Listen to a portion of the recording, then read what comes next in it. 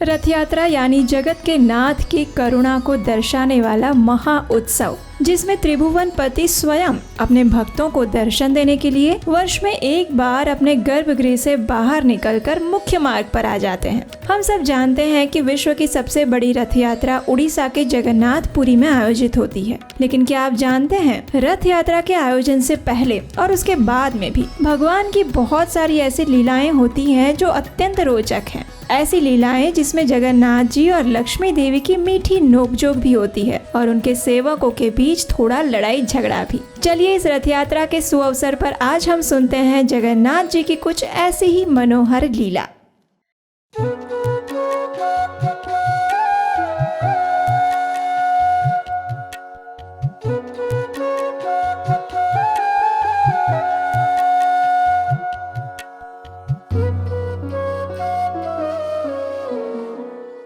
हरे कृष्णा। हमारी वैदिक संस्कृति कितनी जीवंत और कितनी दिव्य है। हमारे शास्त्रों में मंदिर में जाकर भगवान के दर्शन करने के लिए कहा गया है और सामान्य रूप से हम ये करते भी हैं। लेकिन हमारा सनातन धर्म इसलिए महान है क्योंकि इसमें भक्त और भगवान का संबंध एक तरफा नहीं है। एक ओर भक्त भगवान के लिए अपना सब कुछ समर्पित कर देता है तो दूसरी ओर भगवान भी अपने भक्तों के ऊपर कृपा की वर्षा करने का एक भी अवसर नहीं छोड़ते। अगर किसी कारणवश कोई भक्त भगवान के पास नहीं आ पाता है तो भगवान स्वयं चलकर उसके पास आते हैं और भगवान की इसी करुणा का प्रमाण है रथ यात्रा उत्सव। प्रत्येक वर्ष आषाढ़ मास के शुक्ल पक्ष की द्वितीय तिथि को जगत के नाथ भगवान जगन्नाथ जी अपने भाई बलदेव और बहन सुभद्रा जी के साथ नगर यात्रा पर निकलते हैं, जिसे हम रथ यात्रा उत्सव कहते हैं। और इस समय में वे अपने भक्तों को दर्शन देने के लिए अपने गर्भगृह से बाहर आकर मुख्य मार्ग पर आ जाते हैं। जगन्नाथपुरी मंदिर में कुछ लोगों का प्रवेश वर्जित किया गया है, लेकिन ऐसे लोग भी इस रथ यात्रा के दिन भगवान जगन्नाथ जी के दर्शन कर सकते हैं। वास्तव में जगन्नाथ जी अपने इस स्वरूप में राजा इंद्रद्युम्न के समक्ष प्रकट हुए थे और उस समय उन्होंने राजा को कुछ आदेश और कुछ वचन दिए थे। जिस दिन जगन्नाथ जी राजा के समक्ष प्रकट हुए थे वो दिन था ज्येष्ठ पूर्णिमा। इस दिन जगन्नाथ जी ने राजा को ये भी आदेश दिया था कि इस दिन उनका महाअभिषेक करवाया जाए और इसलिए जगन्नाथ जी के जन्मदिन के उपलक्ष्य में प्रत्येक वर्ष स्नान यात्रा उत्सव मनाया जाता है। इस दिन सर्वतीर्थमय कुएं से 108 सुवर्ण के घड़े भरकर जल लाया गया और जगन्नाथ जी, बलदेव जी और सुभद्रा मैया का महास्नान यानी कि स्नान यात्रा संपन्न करवाया गया। वो प्रथा आज भी चल रही है। इस दिन जगन्नाथ जी को एक विशेष गजवेश भी पहनाया जाता है और ये गजवेश के पीछे क्या कारण है ये जानने के लिए आप नीचे डिस्क्रिप्शन में दी गई एक गजवेश कथा भी सुन सकते हैं। अब इतना स्नान करने के बाद जगन्नाथ जी बीमार पड़ जाते हैं, जिसे ज्वर लीला या फिर अनावसर कहते हैं। इस समय जगन्नाथ जी अपने भक्तों को दर्शन नहीं देते और 15 दिन के लिए अलग स्थान में रहकर राज वैद्य से उनका इलाज करवाया जाता है, उपचार करवाया जाता है। उन्हें विभिन्न औषधि युक्त काढ़ा दिया जाता है, विशेष खिचड़ी खिलाई जाती है। लेकिन वास्तव में तो ये समय जगन्नाथ जी अपनी पत्नी देवी लक्ष्मी के साथ व्यतीत करना चाहते हैं और एक आदर्श पति की तरह उन्हें प्रसन्न करना चाहते हैं और इसीलिए 15 दिन की ये लीला रची जाती है। अब 15 दिन हो चुके हैं। अब तीनों भाई बहन स्वस्थ हो चुके हैं। एक दिन संध्या के समय सुभद्रा जी और जगन्नाथ जी बैठे थे और आपस में चर्चा कर रहे थे। उतनी देर में सुभद्रा जी कहती हैं, भैया कितने दिन हो गए हमें बाहर कहीं गए हुए और फिर अब तो हम स्वस्थ भी हो गए हैं, तो चलिए ना थोड़ा नगर भ्रमण करके आते हैं, कैसा विचार है जरा बताइए। तो जगन्नाथ जी कहते हैं, हाँ विचार तो अच्छा है, लेकिन पहले बड़े भैया से पूछना पड़ेगा ना।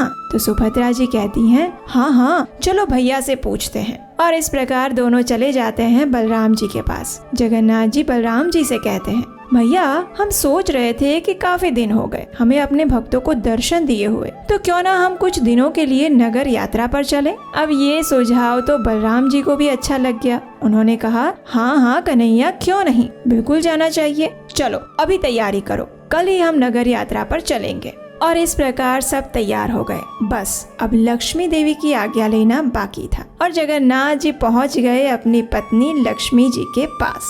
जगन्नाथ जी ने बड़े प्रेम से लक्ष्मी देवी से कहा, देवी आप तो जानती ही है कि इन 15 दिनों में हम अपने भक्तों को दर्शन नहीं दे पा रहे थे और इसलिए अगर आपकी इच्छा है और आपकी आज्ञा है तो मैं अपने भ्राता बलराम जी और बहन सुभद्रा जी के साथ नगर भ्रमण के लिए जाना चाहता हूँ। 2 दिन में मैं वापस आ जाऊंगा, ज्यादा समय नहीं लगाऊंगा। हाँ बिल्कुल। अब अपने पति को लक्ष्मी देवी मना कैसे कर सकती थी, तो उन्होंने भी अपनी आज्ञा देते हुए कहा, अवश्य स्वामी आप जाइए, लेकिन याद रहे 2 दिन में वापस आ जाइएगा। तो जगन्नाथ जी कहते हैं, हाँ हाँ बिल्कुल, बस मैं यूं गया और यूं आया, अभी आता हूँ।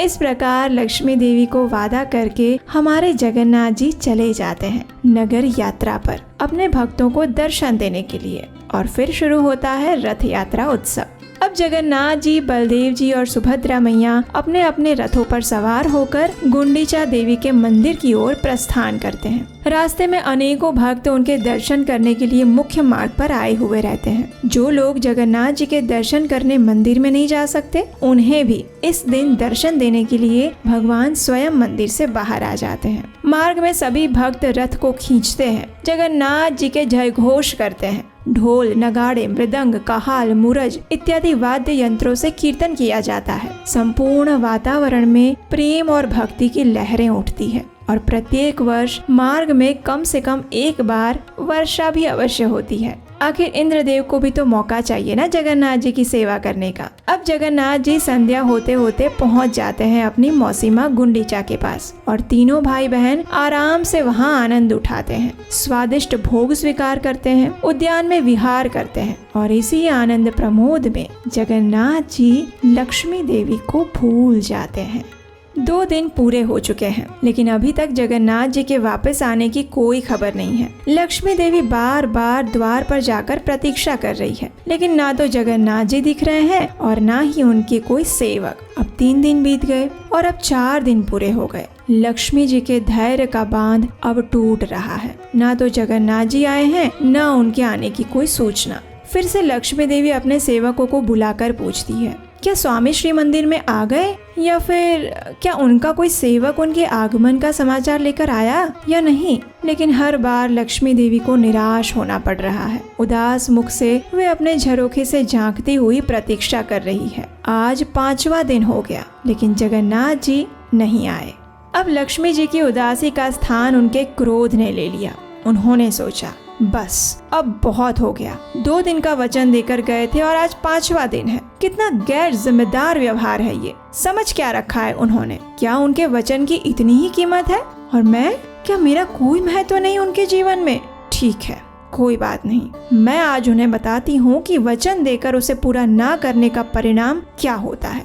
इतना सोचकर लक्ष्मी देवी ने अपने सेवकों को बुलाया और आदेश देते हुए कहा, सेवकों, इसी समय मेरी पालकी तैयार करवाई जाए, सभी सेवकों को साथ लिया जाए और हम इसी क्षण गुंडीचा मंदिर जाने के लिए प्रस्थान करेंगे। अब लक्ष्मी देवी का आदेश पाते ही उनके सेवकों ने सारी तैयारियां कर दी। लक्ष्मी जी के लिए एक सुंदर पालकी तैयार करवाई गई। अपने संपूर्ण ऐश्वर्य और ठाठ के साथ लक्ष्मी देवी पालकी में बैठकर गुंडीचा मंदिर जाने के लिए निकल पड़ी। मार्ग में उनके आगमन से पूर्व उनके सेवक ढोल, मृदंग, शंख इत्यादि वाद्य यंत्र बजा रहे थे। जैसे ही लक्ष्मी देवी गुंडीचा मंदिर पहुंची तो उनके आगमन का समाचार जगन्नाथ जी को मिला। जगन्नाथ जी के एक सेवक ने उनके पास जाकर कहा, स्वामी, माता लक्ष्मी आई है और कुछ क्रोध में दिखाई दे रही है।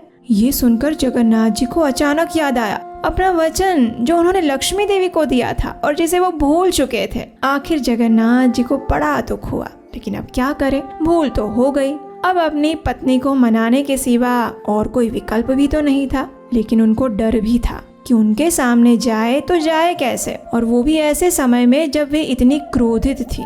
फिर जगन्नाथ जी ने बीच का रास्ता निकालते हुए सोचा, नहीं, इस समय उनके समक्ष जाना उचित नहीं है। जब उनका क्रोध शांत हो जाएगा फिर देखा जाएगा। अब इधर लक्ष्मी देवी की पालकी जैसे ही गुंडीचा मंदिर के आंगन में पहुंची तो जगन्नाथ जी के सभी सेवकगण वहां एकत्रित हो गए। उन्होंने तो देख लिया था कि लक्ष्मी देवी अत्यंत क्रोध में है और बस मंदिर में प्रवेश करने ही वाली है। और तभी जगन्नाथ जी के सेवकों ने मंदिर का द्वार जोर से बंद कर दिया। अब ये देखकर लक्ष्मी देवी को बहुत ज्यादा क्रोध आया। उन्होंने सोचा, स्वामी आप यहाँ मेरे बिना ही अपने बड़े भैया और बहन के साथ सुखपूर्वक रह रहे हैं। आपने मुझे वचन दिया था कि 2 दिन में वापस आएंगे, लेकिन आज 5 दिन हो गए और आपको इस बात का थोड़ा भी विचार नहीं आ रहा है कि मैं आपकी प्रतीक्षा कर रही होंगी, और ऊपर से आप द्वार भी बंद करवा रहे हो।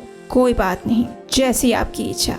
आइए आप भी वापस श्री मंदिर, मैं भी देखती हूँ। अब आप यहीं पर रहिए। अब लक्ष्मी देवी अपने सेवकों से कहती है, ये रहा मेरे स्वामी का रथ नंदी घोष, जाओ उसे तोड़ दो।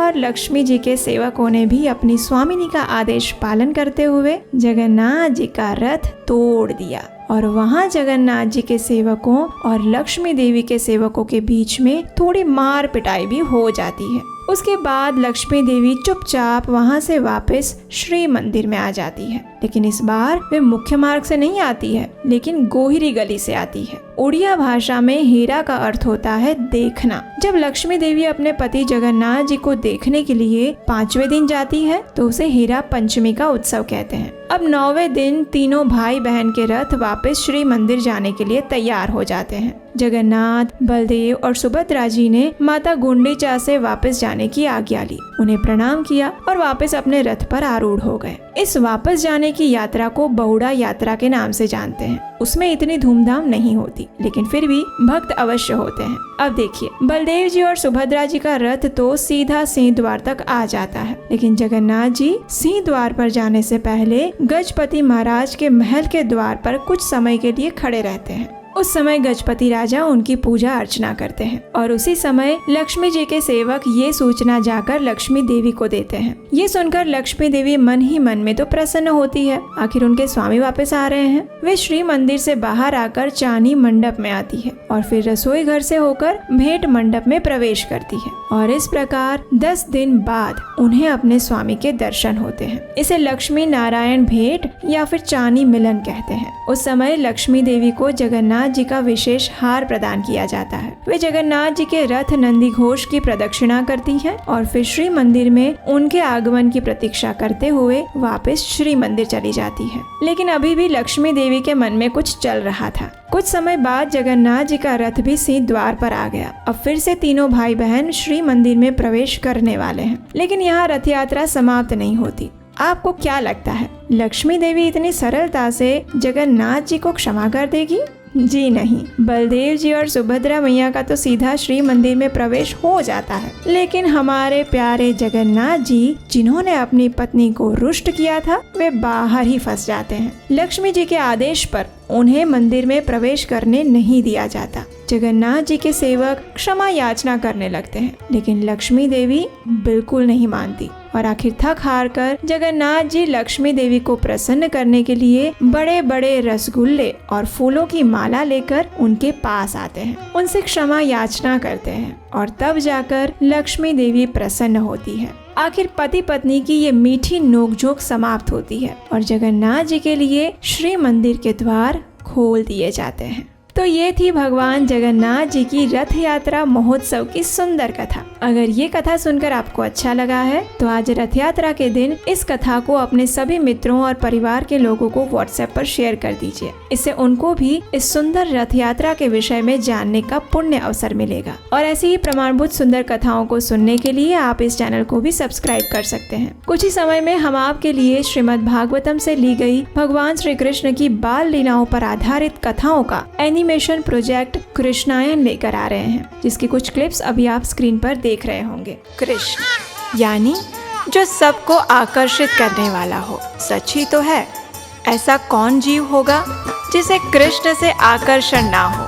तभी तो उसे प्रेम करने वालों के साथ साथ उससे दुश्मनी निभाने वालों की भी कहाँ कमी थी।